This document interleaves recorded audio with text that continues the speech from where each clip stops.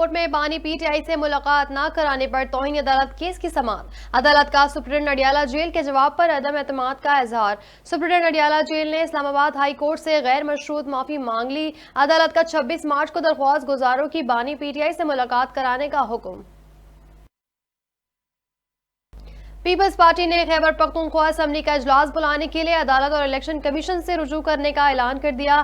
फैसल करीम कुंडी ने कहा, मखसूस नशिस्तों पर हल्फ के लिए केपी असम्बली का इजलास नहीं बुलाया जा रहा। वजीर आला केपी बाहर डायलॉग मारते हैं, अंदर वजीर आजम के पांव पर जाते हैं। केपी में गैर आईनी और गैर कानूनी हथकंडे अपनाए जा रहे हैं। असम्बली इजलास बुलाकर बजट भी पेश नहीं किया जा रहा। वजीर आला खैबर पख्तूनख्वा अली अमीन गंडापुर कहते हैं, साइफर साजिश थी, अब भी बयान पर खड़े हैं। साइफर अगर था ही नहीं तो बानी पीटीआई को सजा क्यों दी।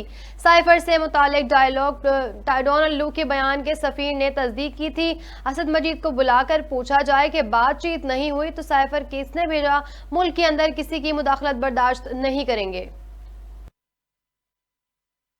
IMF ने हुकूमत को पेट्रोल पर लेवी 60 रुपए और 18% GST भी बहाल करने की तजवीज़ दे दी।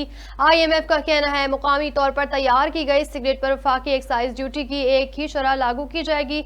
मंसूबा मुकामी हो या गैर मुकामी हो, माहौल को आलूदा करने वाली मशीनरी पर पेट्रोलियम डेवलपमेंट लेवी लगाने की तजवीज़।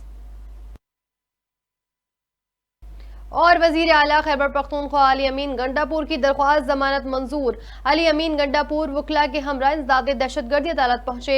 अदालत ने 50,000 रुपए मसलिकों के एवज 17 अप्रैल तक जमानत मंजूर कर ली। अली अमीन गंडापुर के खिलाफ जुडिशल कॉम्प्लेक्स में तोड़ फोड़ का मुकदमा थाना सिटी